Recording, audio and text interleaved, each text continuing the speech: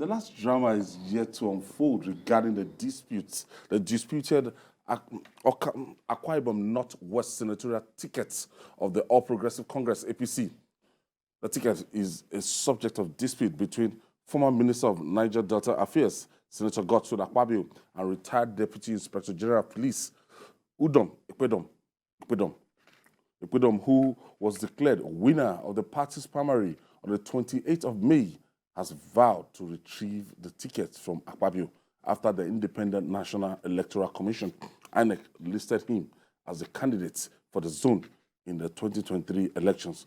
Akpabio was declared a winner of the rerun primary on the 9th of June, prompting Ekpoudom to challenge the outcome in court. Let's see this. The list released by INEC on the 20th. Okay. It was stated that the candidate for that area, as at now, is Godswill Akpabio. Yes. And if Ekpoudom does not do anything about it before the election, nothing will change. Yes, and I think he's determined to do something about it. We've seen this sort of thing happen before. APC was allowed to contest in Zamfara State because the last court pronouncement permitted it to take part in the contest.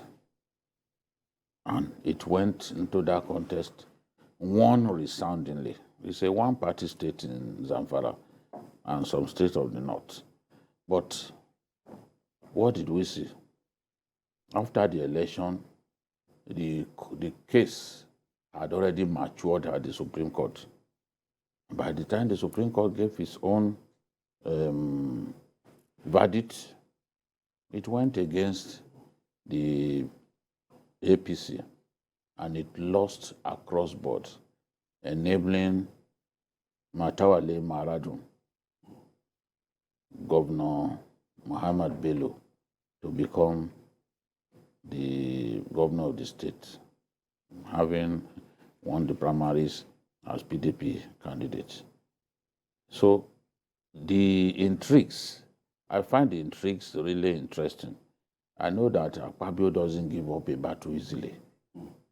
You saw what happened when during in 2019, when he contested for the Senate seat of his zone and was well defeated. But he tried to manufacture 50,000 votes from nowhere. Whereas the total number of accredited voters was just about 20-something, 26,000 or so. You know, can't remember, but in the region of 20-something, not up to 30. So how could 50,000 have materialized? So he lost in the final analysis. This time around, he was seeking to win the presidential ticket. During that time, they had primaries, which Ekpoudom, former Commissioner of Police in Oyo State, won. After Ekpoudom won, and Akpabio had stepped down wisely for Asiwaju Bola Ahmed Tinubu, he then needed to go back to his state. According to Ekpoudom's story, Akpabio told him to give up that senatorial seat and in exchange for ministerial appointment. Before the 2022 law, it was easier. You know, people will go and run for the president. They'll come back to run for the governorship after some time. You can be twisted to give it up. But the law does not permit that twisting. These days, that person must write. He must write to say he is giving it up. He must write the party. By himself, he must present himself to the INEC and say, I am withdrawing. Very strict. You can't forge. He has to physically notify them. You know? So now, Akpabio's argument is that the rerun, because there was then another rerun. Okay. There was a rerun. Akpabio claimed that that first contest was cancelled because of security reasons and all that. Ekpoudom is saying, how can I be a former Police boss. boss, rose up to the rank of AIG, and I will take part in a contest that there won't be security? He is claiming that INEC supervised it. And it's true, INEC supervised it. DSS were there. So which insecurity are you citing as the basis for a fresh primary election? So that's where it is. The case will still get to the highest court in the land. And who knows? The governorship primaries in Zamfara have already been, for PDP, has already been cancelled by the courts. Who knows what will happen in respect of this? But it is clear that, look, it's just power play, intrigues, and all that we are seeing. Akpabio having given up, having stepped down, having failed to win the presidential primaries, has decided to fall back. But this man is saying, look, the Abak 5, that is the area where he comes from, in Ikot zone, have not produced a senator. Whereas Akpabio's zone have produced 5 senators. And that is why his own people are saying, no, don't give this thing up.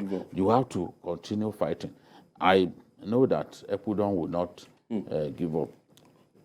How is this case different from the case of the Senate president? Well, on 2 levels, really. One, the Akwa Ibom problem is local. It's within the confines of Akwa Ibom, or even senatorial zone politics of that particular area. The other one, of course, is national. We all know what I'm talking about. I think what's going to happen will set a standard for things like this. Because like Jack Onde said, anytime you make a law, politicians go out of their way to try to distort it. Imagine this. This law was made basically because people were contesting for presidency, gubernatorial, senatorial, in the same electoral circle. And they said, no, you can't do that. They then put in something that they thought would be so firm that nobody can get it. Yet, the APC in Akwa Ibom State decided less than a week after Mr. Akpabio withdrew to run a fresh election. And between you and I, you know what that means. Because just like the lady in Ebonyi, same flexing of power that's really causing problem for our democracy. People will not take us seriously when those who are supposed to lead are doing this every day.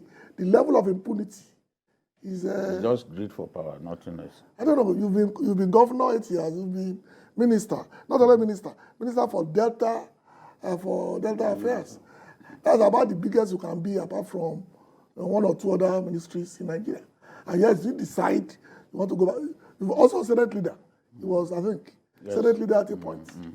The first freshman to emerge as Senate leader.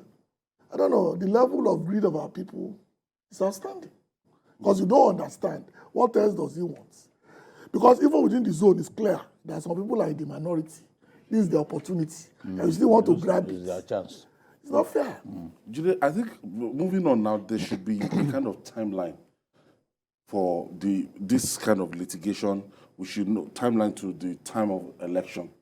You know, before, like the Rauf Aregbesola case in when he ran in Osun, I remember that took for 48 months. Almost 3 years. Before that law was amended that, look, if you are going to the tribunal, you cannot spend more than 180 days. A tribunal cannot sit for more than 180 days. It will be statute bad. Whatever you don't do within the 130 days and everything, so that you can concentrate on the main job of not even governance. this one, the essence of getting campaigns, getting primaries to start early is to ensure that litigations are dispensed with quickly. Okay. That was a good decision that the National Assembly made. But people are also now saying, that it is expensive. Very expensive. Because the politician who has emerged winner of the primary 3 months as far back as May then would be spending money for 10 months, retaining his core of supporters. Before the real election. 10 months. 10 months. So for some of them fled, some travel abroad, because it's just crazy. You have to keep spending money every day. But it was designed so that those cases can be dispensed with even before the election. And we are going to see that. We don't want the sort of thing that happens in Zamfara, that a party that should not have been part of the election took part in the election because the final court had not given its decision. And then after the people wasted their time to go and vote, you then come back to say, no, that they shouldn't have taken part in the election in the first place. The same thing in Bayelsa. That matter, should have been decided long ago. Yes. It's secondary suit, not even the main suit. Should have decided long ago. David Leon had won the election. The outcome of that. He was already rehearsing for his inauguration yes, as governor. Before. 12 hours to go. When the verdict came, suddenly the verdict came, and twist of fate. They told them, look, as far as the law is concerned, APC was not part of the governorship election in Bayelsa State because somebody who should not have taken part in the election took part. His deputy. Yes, not even him. Yeah, but because and you wasn't are not given the opportunity to change. The candidate cannot contest on his own. Yeah. You have to go with someone before your candidacy is complete. So that's the way the law sees it. But they too made a mistake. Because that person, I knew that he had issues. Because even when he contested for Senate. They challenged him. Yes. The reason... On technicality. The case was filed out of time. Otherwise, he would first have been sacked at that level. So who does not, in a very small state like Bayelsa, 8 local government, who does not know that that person had K-leg? All right.